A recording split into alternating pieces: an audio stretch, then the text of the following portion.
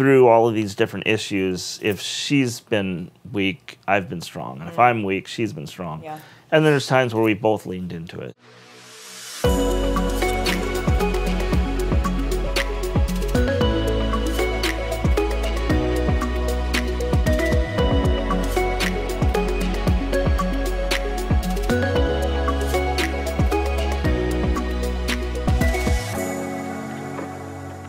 Welcome to the Grove Collective podcast. We have Paul and Melinda Gunther here with us today. How you guys doing? Great, so far. So far, so good? Fantastic. So we're in a series right now called Family Matters, and we're looking at different elements and trying to leave people with practical things to help in their different family relationships. And so today we're going to look at marriage. We're going to look at marriages. And Paul, we've gotten to know you a little bit. You were on here before. You claim you have the most views of anyone. I never claimed it. The people did. All right. So you've got your moment in the sun. So we invited to your better half here today to help us get to know you as a couple, not just as individuals. But first, we got to get to know you a little bit, Melinda. Tell us a little bit of your story. Okay. Where you're from, how you met this guy over here. Okay. All right, I can do that. I grew up in Southern California. Mm-hmm. I was raised by two amazing parents. I have a younger sister, and I had a great life. I feel like my parents taught me a lot about how to love Jesus. They modeled daily time with him. They still do that. Paul was in Malawi in June, and I went over there for a couple weeks, actually, almost 2 weeks, because it was so hot here, and I just needed the break. And getting up in the morning and still seeing my mom sitting on the couch doing her prayers, and knowing my dad stays up late to read his Bible. Like, I think now as an adult and a parent, I just value those memories so much more. Maybe growing up, I didn't recognize the blessing I had. And I feel like I learned a lot about family and marriage from my parents, and I'm really thankful for that. I don't take that for granted. I know not everybody gets that opportunity. And then I, like a typical 18-year-old, said, peace out. I'm going to go try and make it on my own. And I left and went to Oregon for college, which is where I met this guy. We lived in the same dorm our freshman year. And yes, he did date my roommate first. One date. Wasn't even really a date. It's fine. It all worked out. But yeah, I think college was really a time for me to kind of figure out who I was, who I wasn't. I learned a lot, I thought, about myself, and then the older you get, you realize you really still know nothing. I would say in maybe the last 5 years, I've learned more about myself than I have most of my life, and it took me until almost 50 to get there. So, but when we first started hanging out, we were good friends, and I think hung out in the same crowd and enjoyed being together. I think one of the things that attracted me to Paul, he loves being talked about. This is really maybe not the best, but yeah, I can't tell if he's like staring you down right now. No, he's like, tell me more, tell me more. I think one of the things that attracted me to him was his sense of adventure. And one of the things I value about my upbringing, it was very stable. It was very predictable, in not like a bad way, but like a good way. I knew what was coming the next day, and I would get up and we'd do life again that day, and it was good. But Paul came from a different place. He came from a place with a lot of experience outside of the box, and a different kind of view of the world than I had, and one that I was fascinated by, and I wanted to know what would it look like to kind of put myself out there and be risky, because that wasn't who I was. So I feel like that's a piece of how we kind of came together, and I value that in our relationship together. I think You also said you thought it'd only last 2 weeks. This is true. I didn't think it was going to be long-term at the beginning. Adventures don't always last more than 2 weeks. Well, right? and partly, I mean, I have to be honest, if you have ever seen pictures of Paul at that stage in his life. Good-looking, athletic. We is had, pre-mullet, or? this is pre-mullet. Mullet was coming, but he did okay. have a tail and the Oakland Raiders jacket, and he thought he was all that coming from Montana. So my only statement I made when I left California to go to school was, as long as I don't meet somebody from South Dakota or Montana, we'll be fine. To my defense, I was only there like 2 years, 3 Exactly. years. That's why you were able to, we broke down that barrier there right away. So anyway, that's a bit about me. I think I had a dream of living life in service. Mother Teresa was my model, my go-to. I couldn't get enough. I couldn't read enough about her. And I think what I loved is what appeared to be her courage to sit in hard places with people that are typically on the fringes and love them. Wow. And I don't think I had any idea then that could happen different than maybe living in Calcutta. Right. But it's funny to me when I look back and think that those were my life goals, and I sit now and I think, wow, those are things that God has done in me because of my relationship with this guy. So I'm thankful for that. That's amazing. Yeah. What were some of your initial impressions of Melinda, Paul? Well, she came packed. Most people came to college packed with their bags, suitcases. I just had my backseat. I threw everything in, moved in, grabbed it all, dumped it on my bed, went and sat in the lobby, put a chair up against the wall, leaned back, and just observed the people coming in. And when she came in, I went, yep. I don't even know if this could be on a podcast, but go ahead. That's the truth. You had her figured out already, or what? I had her committed, yeah. All right. Our sophomore year, we weren't dating yet, but I think it was clear that I liked her. And so I visited every dorm room of every guy on campus with a picture of her and said, you're to stay away. So she can validate the story. Were you wearing the Raiders jacket? Probably. Okay, all right, good. And just to be clear, that is not why he won the race eventually. That would have been a really good reason to not. Intimidation. Your version versus my version. Exactly. You're sitting here 30 years later, so. I am. Yep, you did win that race. Good job. And the only reason she knew is because one of her friends came up and said, yeah. He was like, did you know this? Do you know this guy? He just told me that you're off limits. I'm like, what? Yeah, well, somehow it worked. sometimes. So I remember your proposal story being kind of fun. Bad. Yeah, exactly.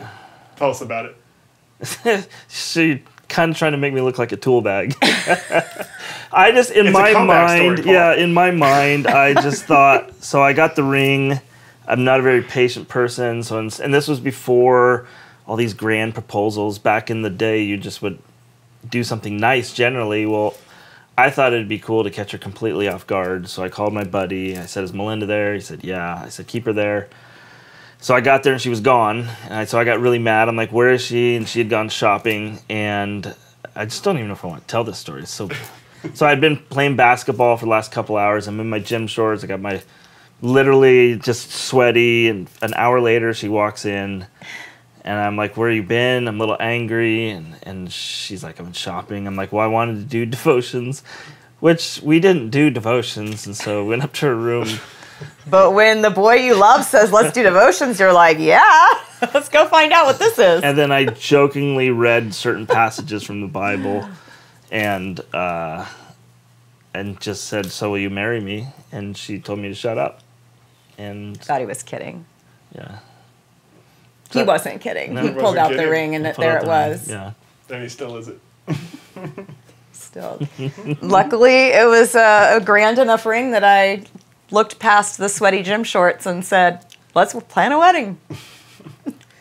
That's all I'm going to say about that. That's fine. That's fine. That was good. Forrest Gump dropping that in there. But I think that's, knowing you both, it just kind of speaks to how God had his hand on each of you and pulling you together. And from the early days of just growing up together kind of in college and all that. But so fast forward and you got married, started a life together. Tell me, what has marriage been like for the two of you? How's it been like to be married to Paul and Paul to Melinda? It's been perfect. There's never been an issue.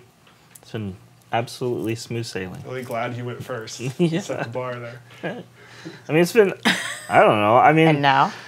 I hear your first 2 years are incredibly difficult. I mean, I thought it was fine. We dated for 3.5 years. So we both, I don't know if it's because we're both the oldest, but we're both very independent. I think we're both very driven. So our first 2, 3, 4 years of marriage was just I mean, I'd started a couple of companies, and I was working a lot, she was working a lot, and it just came together well because we let each other continue to be who they are. And I think that still continues to some degree. Well, and I still remember sitting on the couch with the resident director that Paul had worked with, and they were doing our premarital counseling, and we did all the personality tests at the time, and they said to us when the results were laid out, they said, if we didn't know you, we would say this is a bad idea. Because they said you should not get married, is what they said. If they didn't know us, right? So I think knowing that, like having someone tell you that from the get-go, made us work a little bit harder at being okay with each other's differences versus going into this thing where we're the same and we think the same. I think we knew from the beginning we think different. We see life different. Our experiences are different. So we already were walking into I don't expect you to think like me. I do think that helped. And yeah, our first 2 years were cake. I mean, not like we didn't have a fight or anything, but it just felt like everyone says this is so hard. This isn't hard at all. Right. And then. Yeah. I tell people jokingly, my life was pretty predictable and cush until I got married.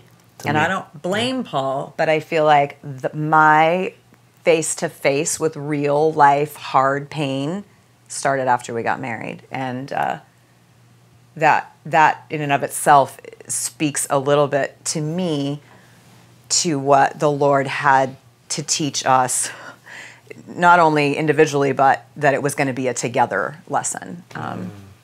So I feel like it's been a ride, and it's been a good ride, even though it's been full of its pain and hard things too, but not easy. Yeah, I mean, I think the lighter side of that, if there's something I did that was stupid, or something I said, or a piercing I got, or a hairdo, when people would always say to me, like, what's Melinda going to say? My response is, why in the world would Melinda care? Like, because she's always allowed me to be me. And I also think, though, there comes when life gets hard, I think people have a tendency to blame God for that.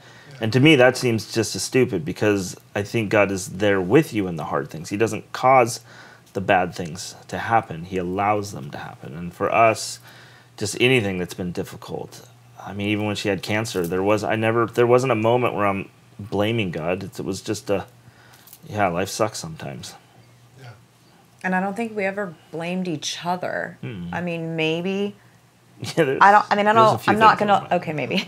I'm not gonna laundry list it all, but I mean, bankruptcy, infertility, moving to a foreign country, seen lots of people get shot, and then difficulty with children running away, kids in jail, cancer, raising a grandson. Like we've covered it all. We have a lot.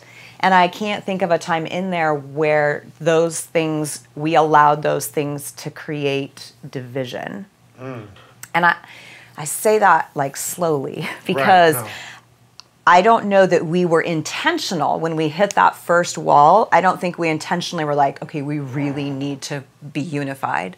I think those first few difficulties, we had a choice. We had to choose when it got to the rock and the hard place. Are we going to let this come between us, or are we going to let this grow us? And I don't know that we always answered it quick and, with full heart at the moment, but each of us had a choice to make. And I think that's the part I am so thankful for, is that we both made the same choice over and over. And I know sometimes I know that people can decide, I don't want to let something divide us, and the other one doesn't decide that, and then like both of us had to decide that in order to survive all the things that I feel like we've been through. So I think it's a daily decision. Each one of those, you can grow farther apart or grow closer together. Right.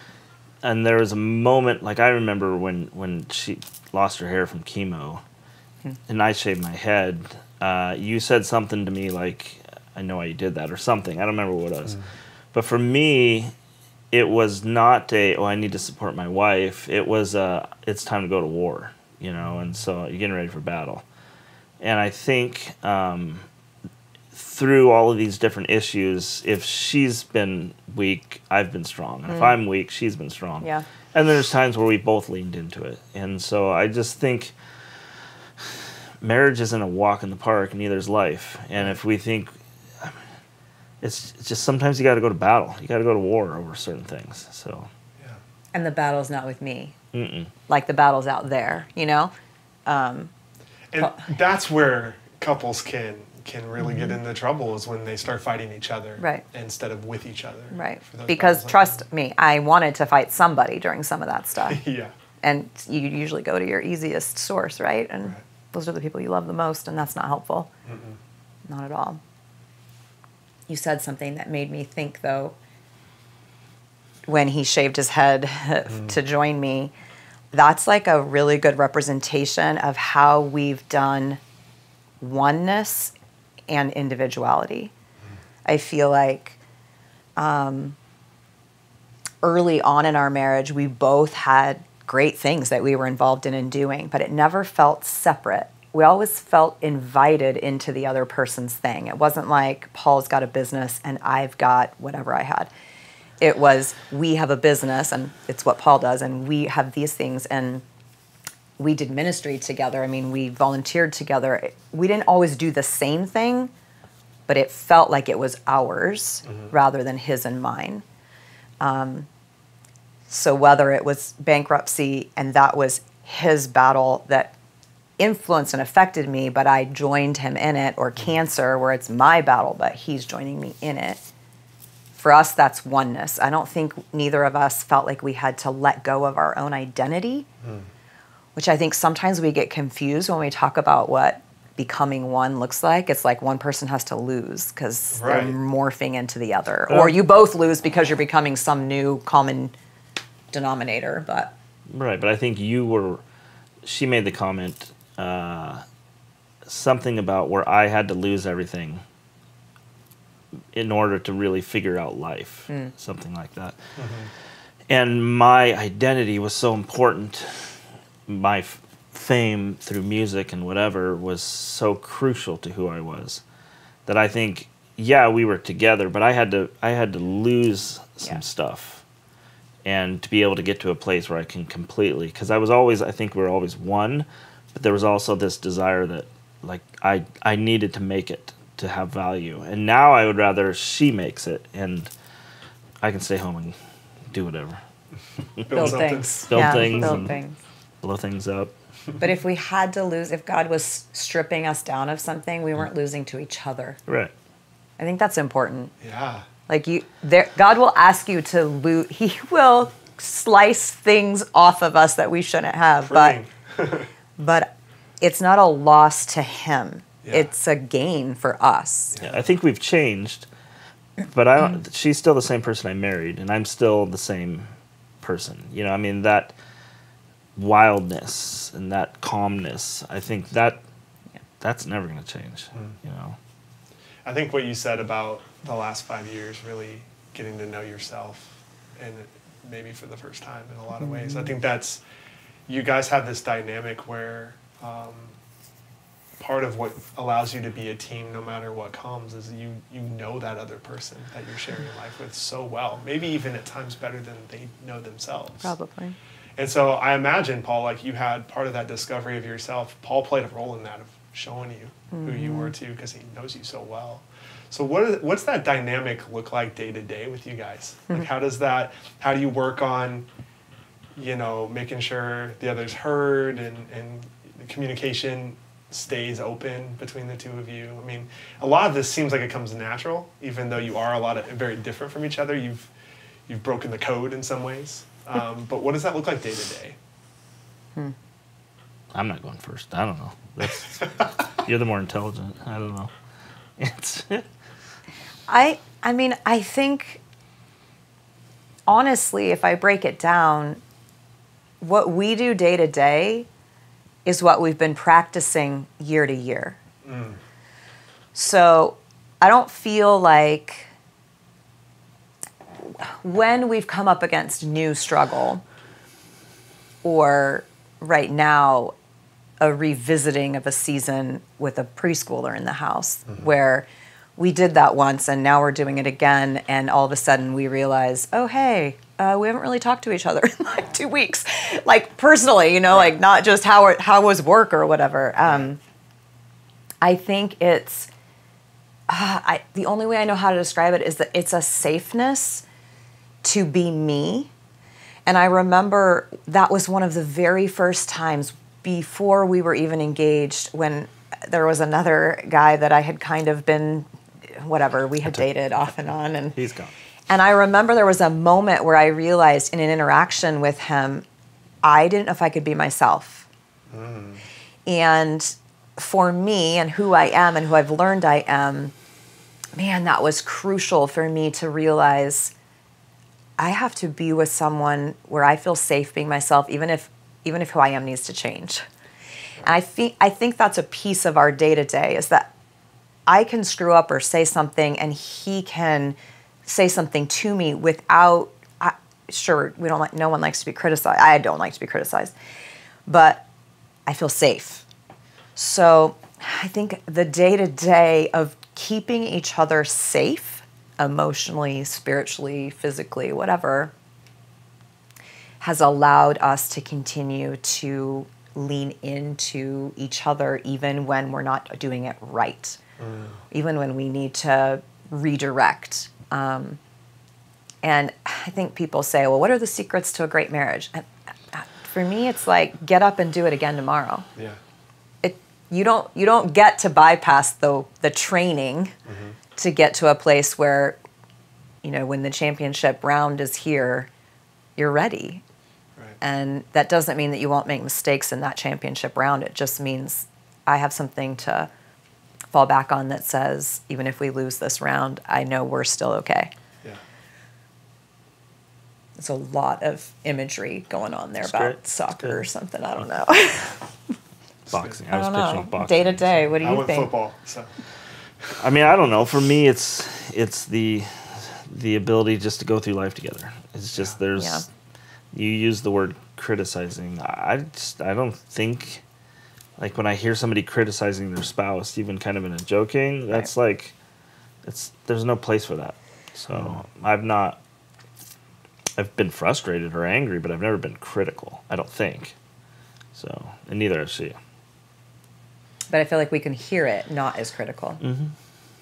Yeah, I mean, like, for me, this is not even on topic, but really the financial end of our marriage, of just doing money together, and where I thought, the man has to do the money and be in charge of that. Well, I'm really bad with money. And when we moved back to the States 16 years ago, for me, it was like, I have to have this identity outside of money. So I don't even want to know how much I make. And that put a heavier burden on her that I need to take some of that back. But so that give and take back and forth of carrying different things. So I don't know. Yeah, freedom. Yeah. Freedom to be who we are, to live in our gifts and talents and together. I don't know how else to describe the importance of having shared time, shared venture, shared ministry, shared conversation, goals, dreams. Like, it's okay if some of that shared is unique. But if I don't know about that from him and he doesn't know about that with me, and the only way to know is to do it together, I don't know. I think that you have to invest energy and time into sharing life, right? Good, bad, ugly. Yep. It's not just me. And I will say, one of the times that we probably struggled the most, conflict was erupting on a regular basis at home. And we've just recently talked about this because I hope I'm okay sharing your confession to me. I don't even know what we're talking about. Great. So. Is that was one of the times when he amped up his travel and he was leading more trips and he was gone more often. And I was left at home to deal with the chaos. And he confessed to me recently that, probably without really even thinking about it, you did that to escape the chaos at home. Not me, but the chaos. But that was probably our hardest time in the marriage because there was not a lot of sharing of the chaos.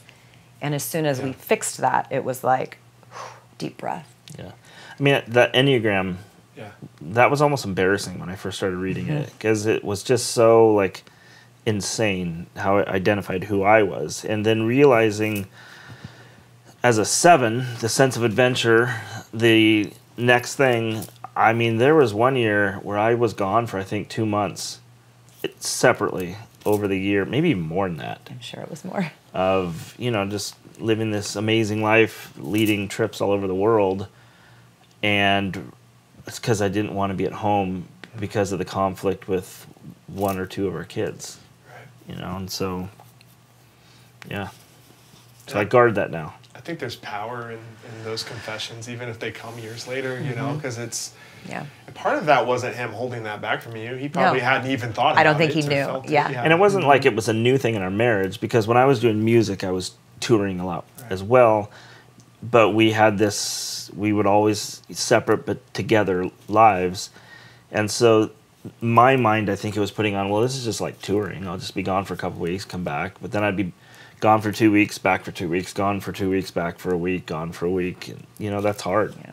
That recognizing the motivation behind it, I think some of the things you two have been through in your marriage and your life together are pretty extreme. I mean, you've had all ends of the spectrum, and you were saying earlier how that conflict or that pressure or those hard things can actually bring your bond closer. if you let it. If you let it. And that thing Paul confessed to, that I think a lot of us have a version of that in our marriage, is that there's seasons where we know we should engage, but we want to pull away. Yeah. We want to, veg out or disconnect or whatever. Right. So to the person, the couple that's maybe in a danger zone right now, as far as their connection goes, like, how would you encourage them to stay engaged when you don't want to?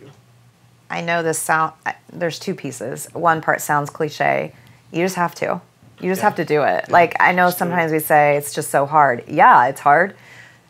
Nothing good comes without doing something hard. So lean in and do the hard thing. And then the second piece is find somebody that's going to hold you accountable to doing that. And I feel like at the times in my life where I've struggled with doing the right thing, I have to find somebody, and I have to beg them to check in with me regularly to ask me if I'm doing the hard thing. We are not naturally inclined to do hard stuff. We want to look for the easiest way to the end. And so sometimes it's just required of you, and you have to choose it, and you have to ask someone to help you do it. I don't know. How do you do it?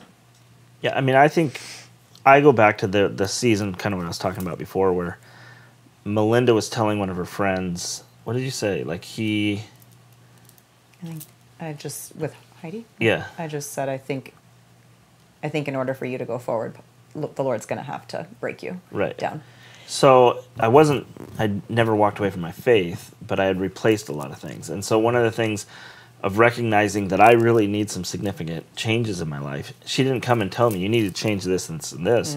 She just prayed for me in those areas. And I think if she would have come and said, Paul, you need to do this, I probably would have listened, but I also would have been like, don't tell me what to do. You wouldn't have done it. So allowing me, I can tell my kid what to do. It's harder to allow them to kind of go through. And I think that's what my parents did with me, where her life was predictable. Mine was not predictable. And the ability where my parents gave me the ability to just, hey, you got to figure it out. You've literally got to become who you are, and we're not going to put that pressure on you. And so when I think that brought me into our marriage of, I know what I'm marrying. I know she's going to change. I'm not going to tell her what to do. We can talk through things, but also her wisdom to recognize is, guys are just, I think we're just naturally a dumber breed of human. And right. So I think the wisdom of it's like herding cats. You just can't, I can't make you do this, but I can pray for you daily, deeply. The wisdom of trusting that God's going to lead you, and it's not my job. Right. Just to kind of wrap this up, the thing I hear the most out of what you guys have both been saying is there's a real patience that you both have for and with each other, but even knowing God's got this thing, that you're engaged, you're committed to it. And back to that image of Mother Teresa kind of sitting and sitting with chaos all around her. And that's how you both have been able to go through this, is you know that if you just are patient with what God's doing, with this person that you don't always understand, but he's shown time and time again that he's got a plan that he always weaves together, and you're that team you talked about. You don't fight against each other, you fight with each other no matter what. Yeah. Wow, there's a lot there. There's a lot you guys unpacked there, and thank you. It's been a lot of years. I know, it's awesome. A lot more to come. Yep, So I hope so. Thank you for sharing your wisdom with us today. Yeah, for it's being fun. part of the podcast. Her wisdom. Shared. Thanks, Matt. You got it.